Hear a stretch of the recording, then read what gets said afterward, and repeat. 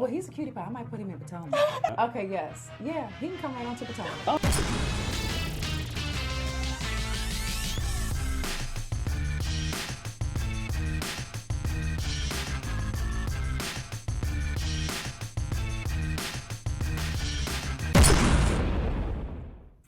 What's up, y'all? It's your boy Richie Scott. We are back with another video, and I want to thank you guys so much for tuning into the channel. Listen, if you haven't already done so, make sure you guys hit that subscribe button down below.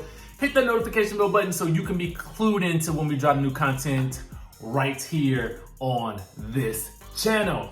Let's get into it. So last night's episode of the Real Housewives of Atlanta, season 12, episode 3, and the float goes on, okay?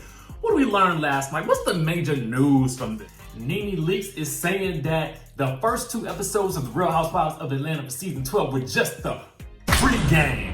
What?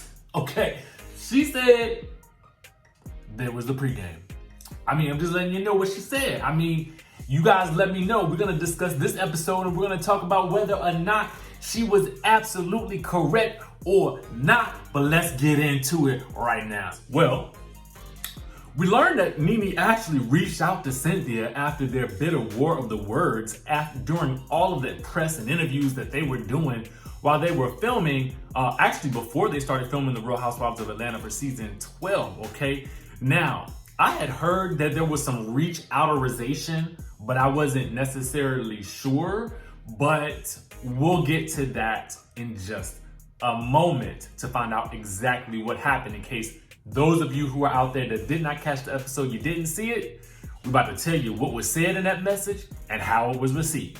Let's get into the stories. Now, first things first, we see Eva and Cynthia out house hunting, and we learned that apparently, now I was trying to understand what Eva was saying, but she basically indicated something to the effect that she had to move into a 2-bedroom condo with her, Mike, and the 2 babies and the one on the way. Now, this situation may not be ideal for somebody who is on a reality show and who's supposed to be dripping in coin, but for most people in America, that's actually a good little spot in terms of, you know, if you're trying to save some money and things. And guess what? You ain't gotta film there. I mean, it takes away from some of the luster of the show. But ultimately, it is what it is. That's what you're living with, and that's what you're working with at this moment, and don't be ashamed of it. And thankfully, Eva is not, because she's putting it all out there. And that's the best thing for you to do, Eva. You put your business out there before somebody else can get an opportunity to do so. And that makes you a real housewife. You understand what I'm saying? So snaps to Eva for that. I was delighted to hear that she was just upfront about that. But she said something about how she had to move last time after she had to move after NeNe had her address something. I could not understand what that something was. Did NeNe leak her address? Is that what she was trying to say? I was clueless with that. If you guys actually heard it, comment down below and let me know what was actually said. Because I rewound that thing several times and I could not make out what it was said, what she was saying for the life of me. So I don't know. But we know that she is definitely jaded on NeNe and her wig and keeping her family together, as she stated. Now they go and look at a house that's about 5 bedrooms, 5 bathrooms. The cost is $775,000 and 3,700 square feet. Now I don't know about the square footage of houses and things like that, but I could have swore Eva referred to the place as small. But with 5 bedrooms, how is it small? People always talk about the real estate in Atlanta and it being so cheap, but this didn't seem cheap to me. But it also seemed like it was a bit out of her price range, and Cynthia really kind of clued us into that when she asked her that question. Ultimately, the basis of this conversation was that they determined that NeNe will never take responsibility for their actions. How we got onto NeNe when they're house hunting, I don't know. Moving right along. It's Tanya time. Tanya's back, and boy, is she refreshing to me. You know, I think that Tanya deserves a peach. But I hear that it's Tanya's actual prerogative to not have a peach because she would like to keep her life a little bit free and clear to do the good work of the Lord and the work that she's doing with entrepreneurs. So kudos to you, Tanya. Kudos to you and your business enterprises. But we learned that she's being passed on from NeNe's friend to Eva's good friend to Porsha's friend. And we're here for it, okay? We are here for this duo. But what we also learned from Porsha is that Dennis blames her for cheating because he said she wasn't there for him while she was the one who was pregnant. I don't get this. And ladies, let me let y'all know something. Particularly in this situation, if this man is blaming you for not being there while you the one who's pregnant, this is another sure sign that you need to leave and run and don't look back, okay? Run, don't walk. Run, don't walk, Porsha. The fact that you are still trying to work this thing out with this man, listen, it's one thing for him to have said, listen, I cheated, I'm sorry, I take ownership and responsibility. What can we do to fix it? Boom. Instant, I'm taking responsibility. I'm being a man about it. I'm owning up to what I did. Can you forgive me? How can I get myself back into your good graces? That's really all that needs to be said. But all of this, you wasn't there for me. Don't nobody want to hear that, especially when she was the one carrying the baby, going through labor pains, getting big and hefty and everything to carry this child. And the thing that you're going to say is that you wasn't there for me? Get out of here. Get out of here. Anyway, Kenya is visited by her cousin Shay, who is asking about Mark. We're going to let's dive right into this. Kenya and Mark. Now, it's so much that I have to say. What we know and what we see is that Mark is all about this baby, okay? Kenya is basically pleading for some attention and an affection, and this man could care less about this woman, okay? The only thing that he cares about is eating some food and taking care of this baby. He ain't concerned at all about Kenya. So we learned that he is a quote-unquote traditional alpha male. I don't know what that's supposed to mean, but whatever. What I would say is this. Typically, the traditional alpha male, in my mind, if he's the head of the household, he's going to be at least somewhat interested in the woman that carried his child. I don't understand this. But that's neither here nor there. He calls her refrigerator a dorm refrigerator, meaning that the woman ain't got no food in the house, which is sad in and of itself.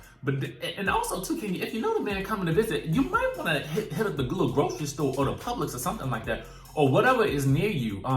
Whatever you're shopping with, Winn-Dixie, Food Line, Old Dutch, whatever you got out there in the Atlanta. I don't know what's out there.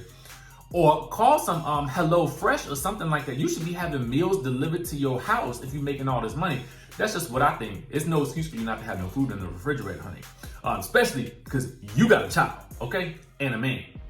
Now, what I also learned is that she's running $1 million company. Now, correct me if I'm wrong. Now, I didn't know that Kenya Moore Hair Care was $1 million company. Did y'all? Was I the only one who was clueless as to that? But kudos to you, Kenya, for being a good entrepreneur. Sounds like you might need to link up with Tanya. Okay, y'all might need to be friends, but we know that's not the case right now. So anyway, this man is not paying her any attention while he's with the baby at all. It looks crazy to me, and honestly, it reminds me of back when she was with Walter when she first came on the show.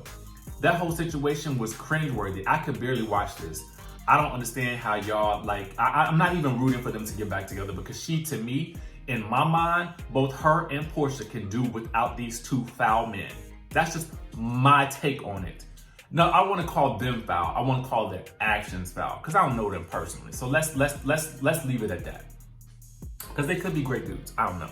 Maybe they're just great dudes with the wrong women. And there you go. Anyway, NeNe is back and she's doing a PSA and things like that. And here's what we learned from this situation. We learned that NeNe is going through some type of spiritual counseling and an awakening, which is good to hear.